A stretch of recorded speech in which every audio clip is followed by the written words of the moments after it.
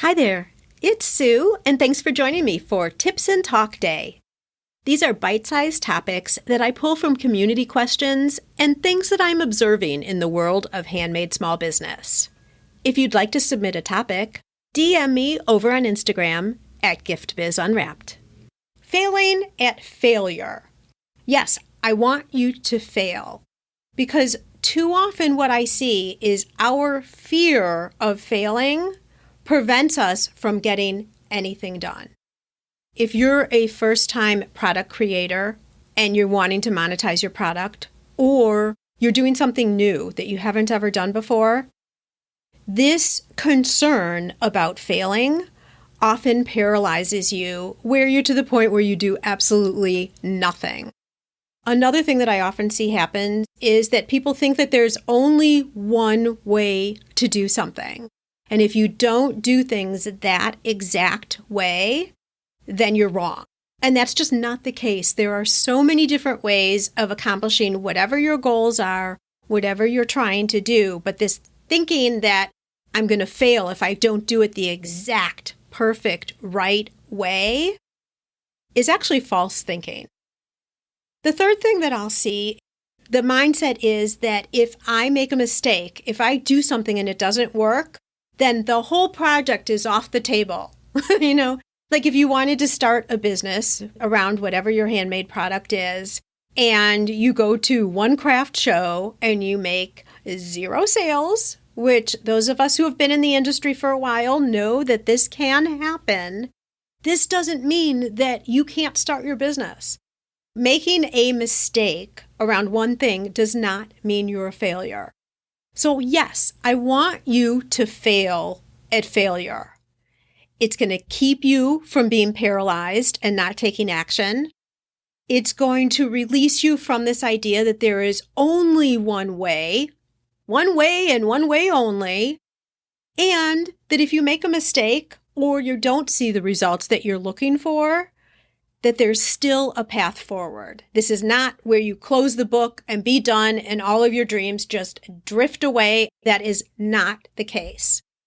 The real true story is that success comes from multiple failures.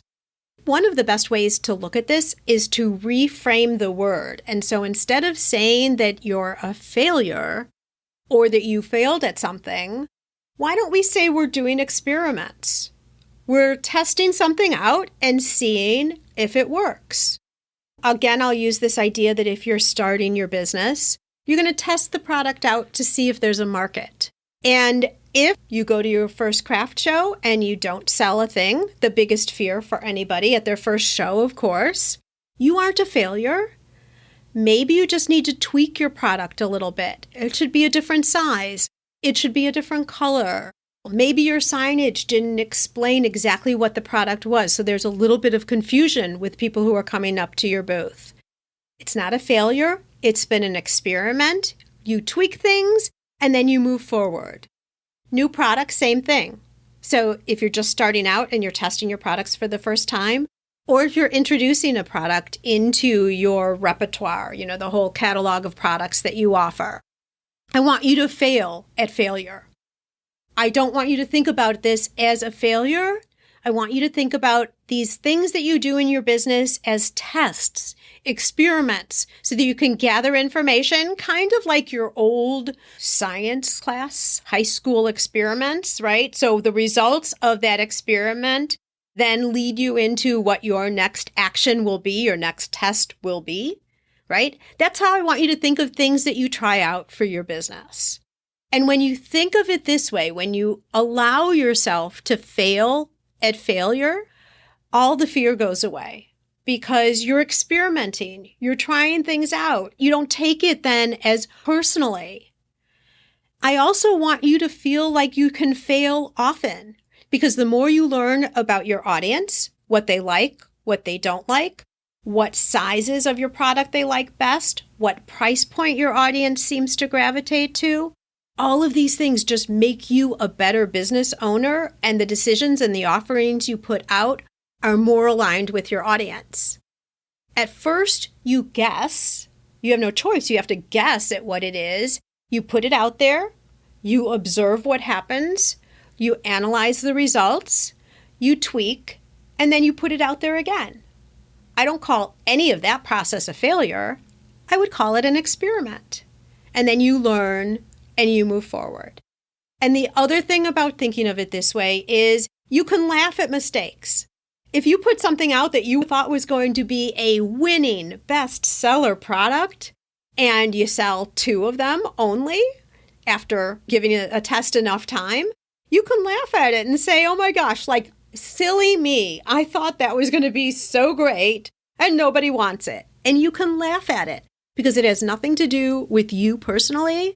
It has to do with testing, tweaking, moving forward. By being a failure at failure, it's those actual steps where you come to be a success. Michelle says, no or low expectations, less anxiety. Yeah, you're exactly right. I'll tell you what I did way back in the day. Some of you who follow me might have heard this story before, but I used to have a company called Basket Time. And I was focused on corporate accounts, not one-off, individual custom, but more of the larger corporate accounts. As I was building up my designs, my very first designs, there was one basket that I loved so much. So this is a perfect example of putting things into what you like versus what your customer wants. So I made this basket that was this beautiful willow basket shaped as a coffee cup. Okay, this was going to be my breakfast basket. And I thought it would be good for people who were coming in who were speaking at events, or when a client wanted to give a gift to a customer and have it delivered to their house, like it's a nice Saturday morning, Sunday morning basket. And it had pancake mix, syrup, biscotti mix, coffee. You can imagine what it was made up with. It was gorgeous. I loved it so much. It was beautiful. Didn't sell.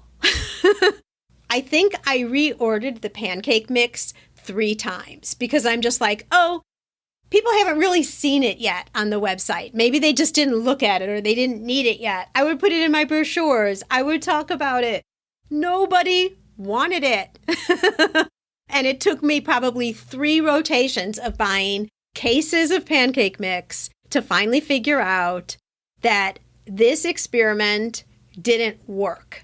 Do you notice how I said I'm not a failure? My basket business is not a failure. It's that, okay, Sue, learn this, take feedback that design was not something your customers wanted, and move on and know better for next time. That's what I mean about failing at failure. Allow yourself to fail. Don't feel like you're a failure if things don't work out. Because this is the way you walk the path on multiple failure stones to get yourself to that big success zone. Share with me some failures. Everyone's had them. And honestly, if you don't have the failures, you'll never get to that point of success. It's just not going to happen. That's a wrap. I'm a get-to-the-point kind of girl. And this is what you can expect from these quick midweek sessions. Now it's your turn. Go out and fulfill that dream of yours. Share your handmade products with us. We want them, and they bring us both so much happiness.